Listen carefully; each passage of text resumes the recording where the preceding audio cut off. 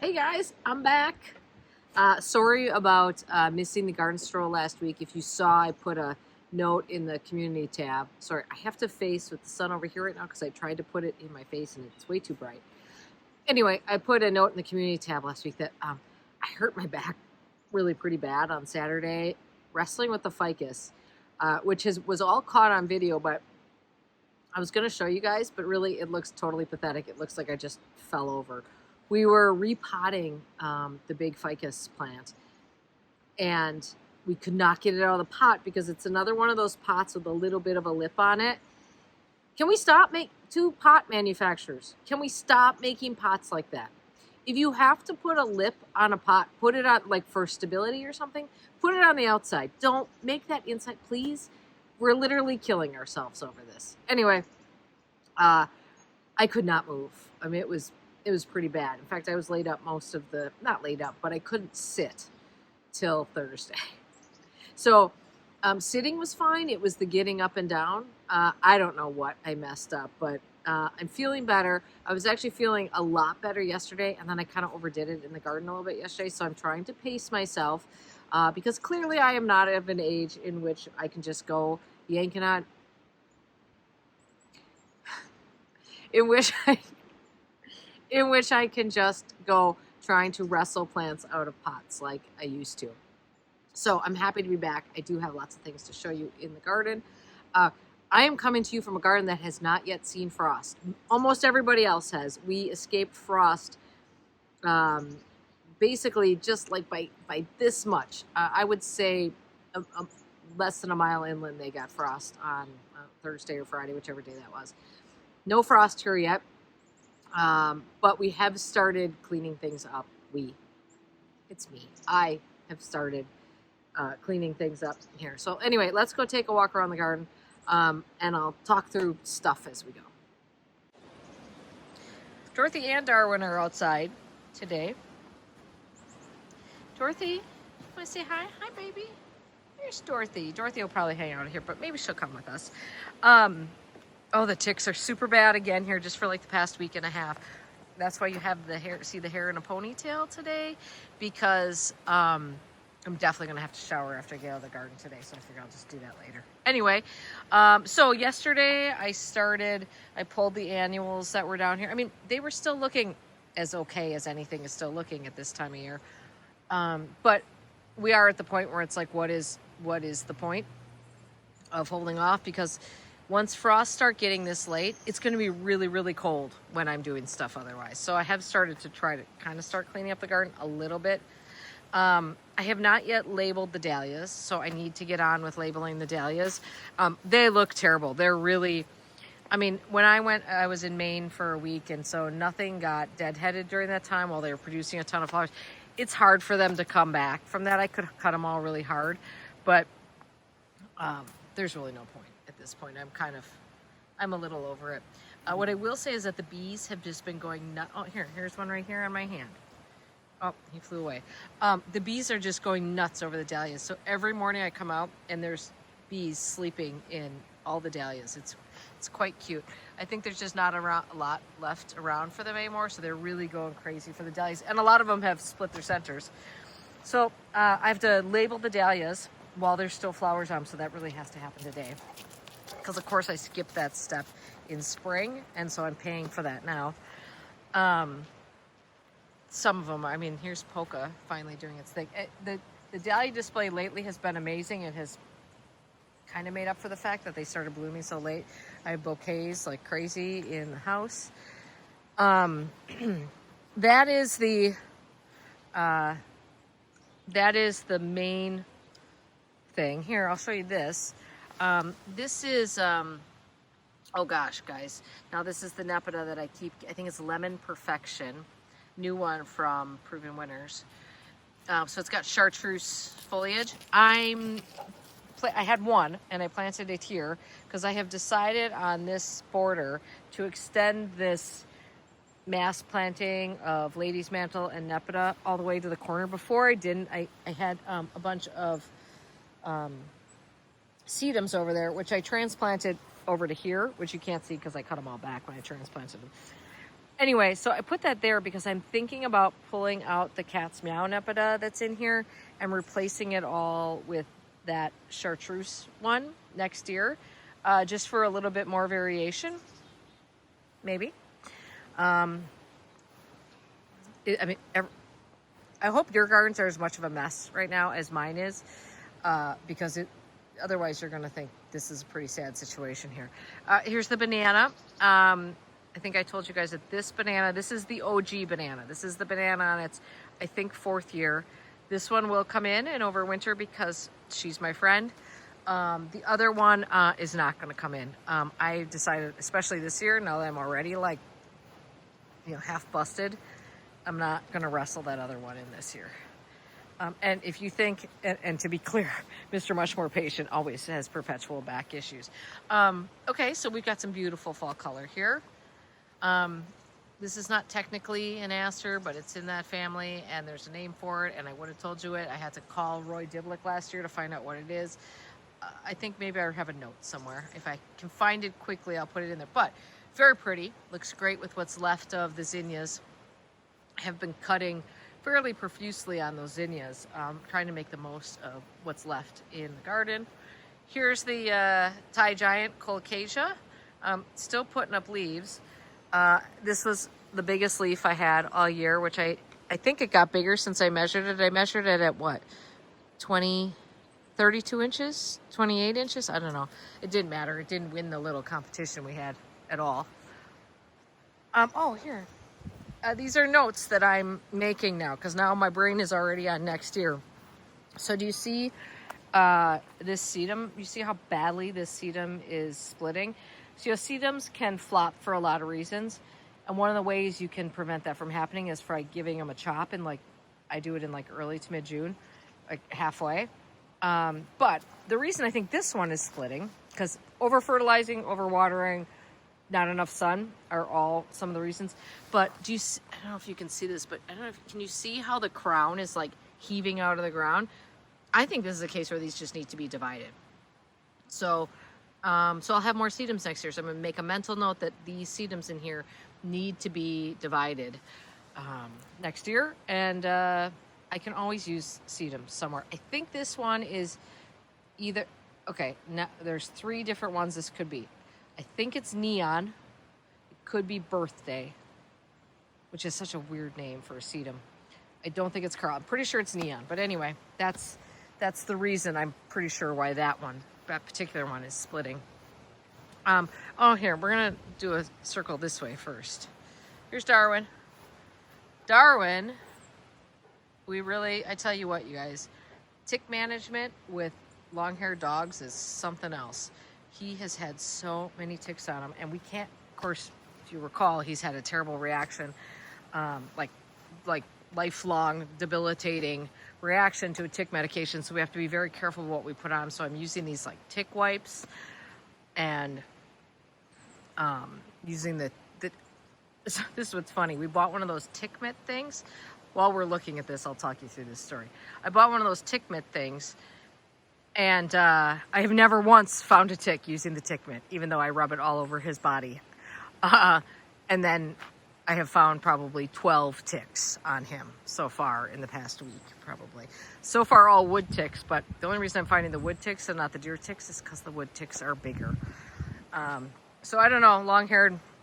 And I do use, sometimes I use like a little spray. I feel okay using like a spray mix with like clove and peppermint, whatever that you can do. So I sometimes put it on his feet, where he's most likely to kind of pick him up. Anyway, I digress. I want to talk about this. There was great response to the update video that I did here on the mixed hedge border. And as always, you guys always have such really good ideas. So one of the things, first of all, let's take a quick look at the Firespire hornbeams here. These are American hornbeams. This is Firespire. This one's actually starting to lose its leaves a little bit because we just got really windy.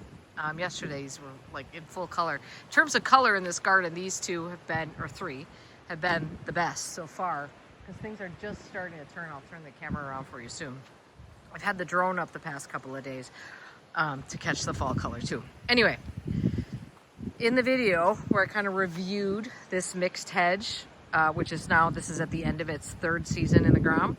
I talked about this area being a problem. So many good ideas. You guys had a ton of really good ideas. And one that several people had was that since the Durvilla, the bush honeysuckle down there, is doing so well down there, it's such a tough plant. A lot of you suggest I should try that here. I think that's an excellent idea. Plus it provides some repetition. Really good idea. So there's that. While I was gone, there was a little watering issue here. Listen, I don't blame anyone. It's hard. There's a lot to do by yourself.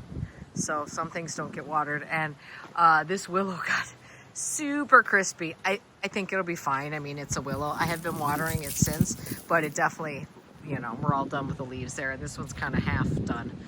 I think the plan, I'll leave these in the pots for this winter for sure. Because they're pretty. I think I just move them across the patio because they're pretty. Just put some evergreens around the bottom. And then I'll decide in spring whether they need to come out so I can break my back again trying to do that. I did start pulling some of the stuff out of this border. Here's what I was working on yesterday, obviously. Got to make a trip to the compost. I will say the window box, which is still getting drip. So that's why it looks good, because it's actually being watered, unlike a lot of things around here. I mean, yes, it's overgrown and wild, but come on. I think that looks great. I'm liking, this is the only case, remember in my video where I sort of reviewed new to me plants, Mini-Me Chartreuse Coleus. Did not care for it too much, but that is what's in the middle right there. That is the one application where I think it looks good in the garden. Beyond that, what's climbing up is that Fiona Sunrise Jasmine. I tried to overwinter it last year and it did not work, so I bought new ones. I think I'm going to pull those out this year, and I'm going to try to plant them right in this bed down here because that's a really protected spot. I tried overwintering them in the garage last year and that did not work. So I'm going to try to actually plunk them in the ground there. I have nothing to lose, so we'll give that a shot. There's that Bloomquist Jean, like 8 feet tall.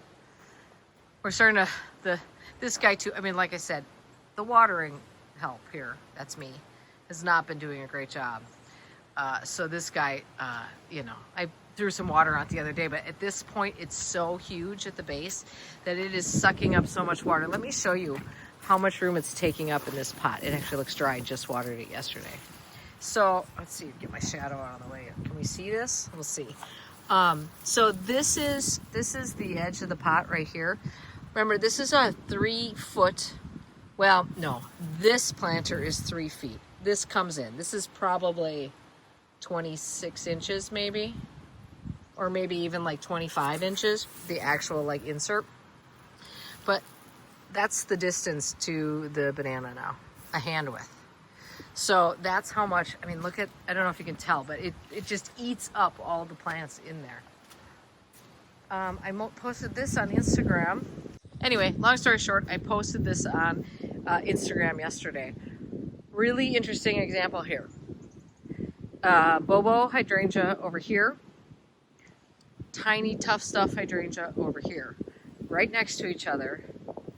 Look at what the deer have done. Now, I have been pretty diligent with spray for whatever reason this year. Maybe these are a little stressed or something, but the deer have never done the kind of damage to this plant that they have this year. And I have been pretty good about keeping on top of deer spray and stuff this year.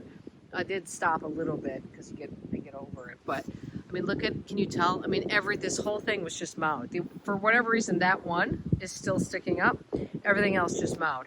They didn't touch the tiny tough stuff. Other people have told me that they have experienced the same thing with Bobo, that the deer do seem to go after it. The deer do not go after any of my other panicles, not more than a taste test here and there. But for whatever reason, Bobo, at least these Bobos, seems to be a favorite. And then right next to it, tiny tough stuff, hydrangea. I don't know. The hose is out because we're close to wrapping things up, right? So I have been spending every day, well, not every day, when I'm out here working on the weekends, I go around and I let the hose sit at kind of just above a trickle for a long time underneath all of the newly planted trees or anything that I think might be stressed. This is all the begonias that I pulled out of over here. God, I hated that planting this year. I did not like what I did here. I'm so happy I got rid of it. I'm just done looking at it. Well, here, this tree, this beautiful acanthifolium tree is always really a good fall show. Really the only, I mean, there's not a lot of fall color happening here yet. It's really interesting. I hope we're not going to miss it altogether. Always a beauty.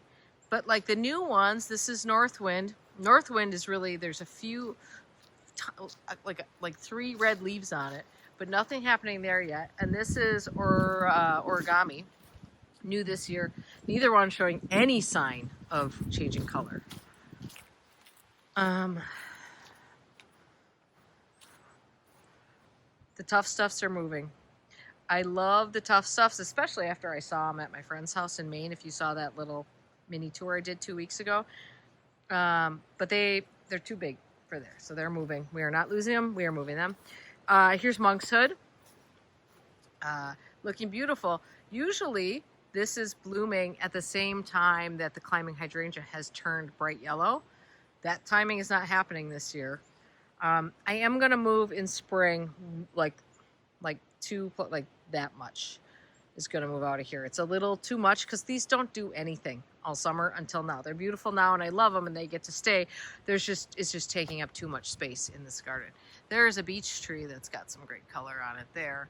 And this maple up here is always, that one's always a good color. We can look at that from farther away. It's better to view it over there. Let's see what's happening over here.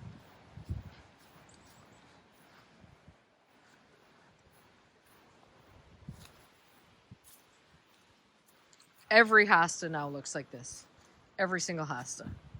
Well, nope. Not that one. I lied. I say it and I lie immediately.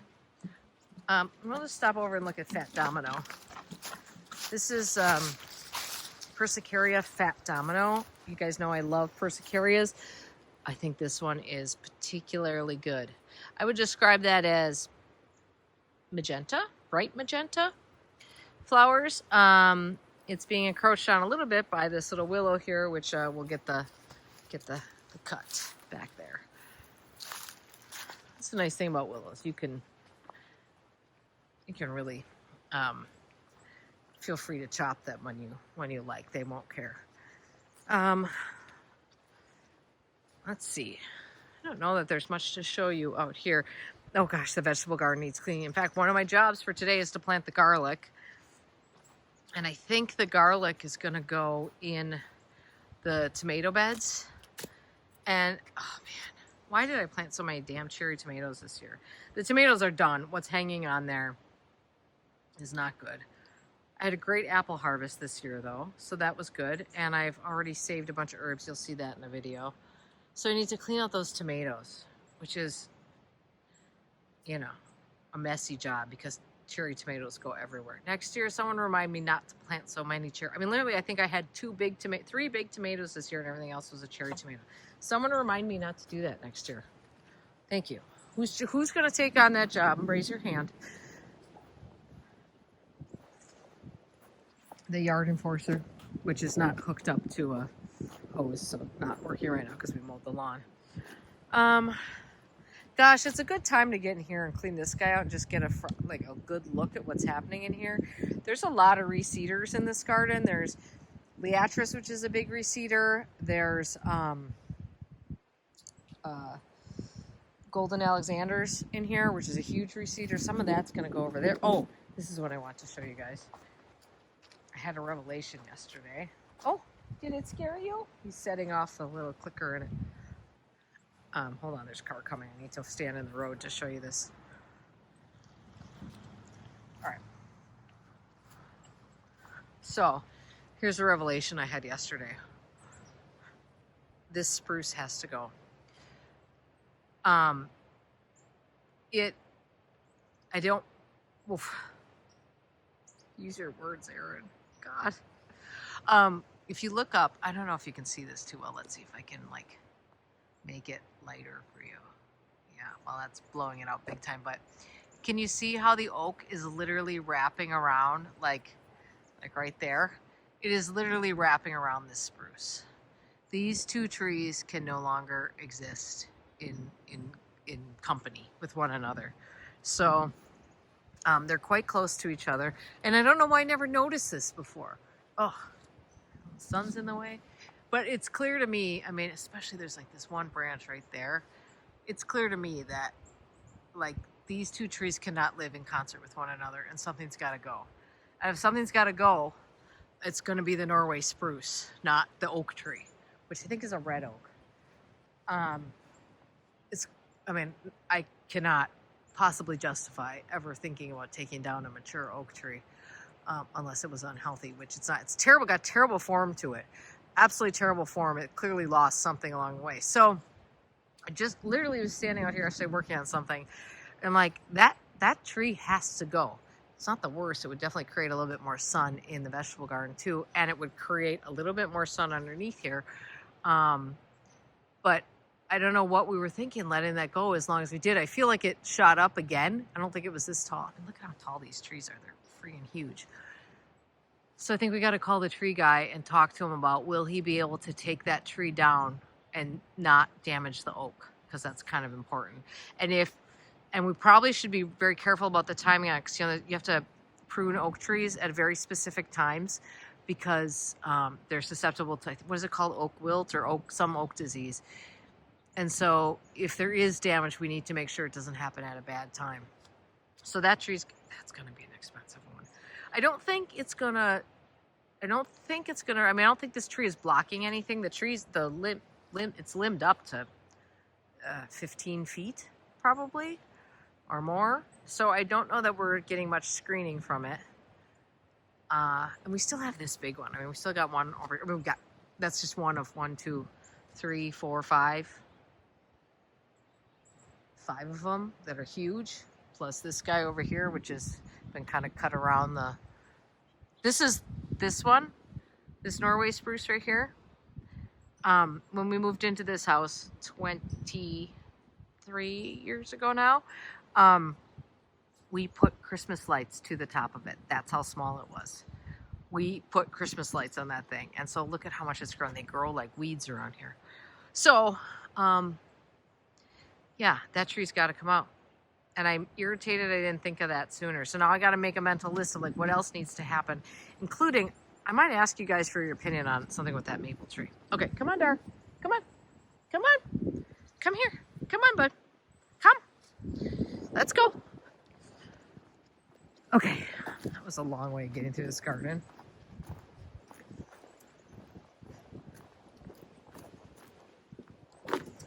All right, let's pop around the corner here so I can talk to you about a project that, come on. Oh, here. So happy that the castor bean looks so good. I realize I wish it would have happened sooner, but it looks so good. Oh, package delivery. Yeah, our packages get delivered here now because we no longer allow Amazon to come onto our property because, I don't know if you guys they broke a pot. Some of you guys probably have seen that story. They broke one of my big pots, backed up right into it, told me they would cover it, and then it got flipped over to various different insurance companies, and they said no. So that was BS.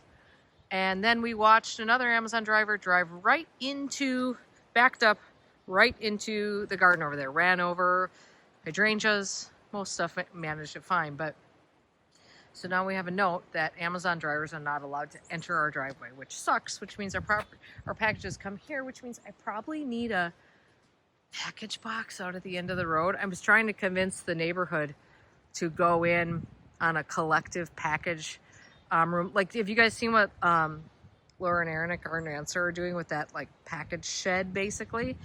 I was trying to talk the neighbors into putting one at the end of the road that we would all collectively use and we'd all share like a code to, so that, because our biggest problem with this road, which is private, is just serves our little neighborhood here, is the delivery drivers speeding down the road. Everybody else knows to not go crazy. And maybe that could still happen, but in the meantime, I think I got to put it, in winter, that's going to get lost. So I think I got to stick a box out here somewhere. That's going to be ugly. If you have ideas for that, let me know. Okay. Okay, you guys, I made a whole video redoing this garden first weekend in October. It was like 85 degrees. It was crazy hot. And I ripped out this entire garden and I put it back in. Now, some plants didn't move. I didn't move the Baptisia. I didn't move the Vernonia that I had planted just before, and I didn't move the Veronicastrum. Everything else, I dug it up and I put it back in a different spot. And then what happened was I didn't fully download the last part of the video where I show you what I've done. And then I wiped the card, so it's lost. So here it is. But what I basically did in here was, by the way, I gave myself 3 hours to do it. I got done in 2.5 hours. Oh my gosh, was I sweating. I just dug everything up, stuck it on a tarp, put it back in, and started watering. Basically what I did was I started grouping plants a lot more, which is how this garden was originally planted. But over the years, not everything worked. And so I started buying replacement plants, like fill-in plants here and there. And what happened was I was plunking in fill-in plants where there were holes, but not with any thought about the overall design. And it got very mishy-mashy in here, and I did not like it. So, like for instance, I divided a bunch of, there were no alliums in here before. Divided a bunch of alliums and put those in here and kind of interplanted those with stackies. It's probably summer crush or humolo. How are we saying the name of Pete Odolph's house? Because that's where that came from. At some point I had bought 3 of those storm, what are they? It's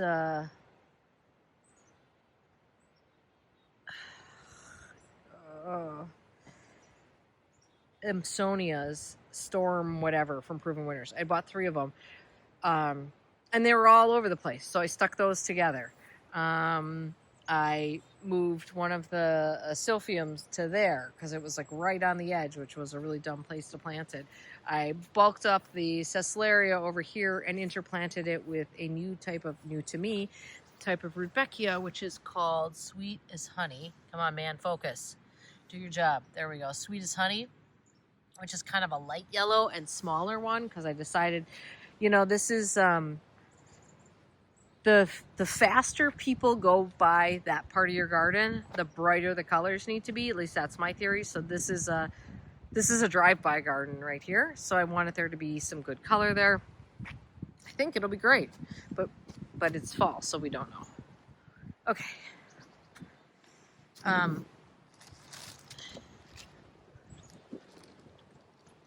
This area is looking good. Happy with this. Yeah, so basically I'm trying to run around with the hose and water everything because we will have to put the hoses away soon. So everything that needs a really good soaking we're moving around getting water. I'm going to take you, hello sir, take you down here so we just look back, turn around and look back at the maple tree here. And that's the tree I'm going to ask you a question about too. Oh, I know what's in this bag. You guys know what I bought myself? I got myself one of those. There's the beautiful maple. It is really pretty, especially, you know, that's that autumn blue sky color. I bought myself one of those light box things. I finally gave in. For years I thought that was a bunch of hooey. But I have several friends who use them, and I have to tell you, I've really been having a hard time with like the season change. Like already, just am losing energy. So I bought myself one of those, not an expensive one, on Amazon. I'm going to give it a shot. All right, here's what I want to ask you guys for your opinion on this maple. Let's stand over here so we can see it. Okay. Do you think we should have them prune this branch right here out? So, first of all, there's a couple of reasons. One, that is not a great crotch angle for branches. it also hangs down quite low. Why did we get so dark here? Let's make it a little lighter. It also hangs down quite low over the yard here. I mean, here, let's go see if it touches my head when I stand here. Yes. So here it is right here. So it does hang down quite low. I don't know if it's hard to tell what the tree would look like without it, because or you know what I could do? Here's what I could do. I could leave this part, but take off this part right here, which is the low hanging part. And I don't know, it just seems kind of misshapen to me. I don't know. You guys tell me what you think. That might be, here, let me keep backing up here, make sure I don't trip on something. Weigh in on that. Because if I'm going to have the tree guys out here this winter, you know, make the most of it, because a lot of the money is just bringing the stuff out here. It's really a shame that spruce over there is actually in better shape than this one. This one has a lot of dead bits hanging on it. But you can see through here how that spruce and that oak are too close. That's a bummer. Okay, what else do I need to show you? I don't think there's anything. Oh, well, we can take a look at the sad woods. So this is what happens. You know how full this wooded area is all summer. And then just like that, overnight, all of the ostrich ferns just collapse. And that's where we're at right now. And it does make the property look a lot bigger. Not that I care that much, but and then we get a nice view of the lake through there, but that doesn't happen when the ostrich ferns are there. So there's that. Okay, good lighting on the banana right now. I will wait until a frost knocks it back before I deal with this. I think that's better. It kind of signals to them to go into dormancy. So I will wait for that unless it gets so late that I just need to. Here, I backed you up because I want to see that pretty beech tree with the blue sky.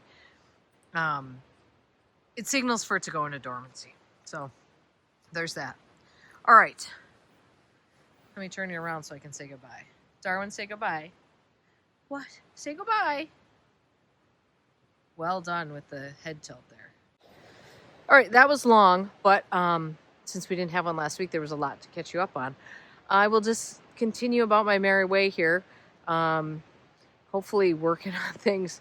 If the weather would stay nice, so I got it all cleaned up, and then it got cold, that'd be great, but that'll never happen. I will just keep dragging my feet on it.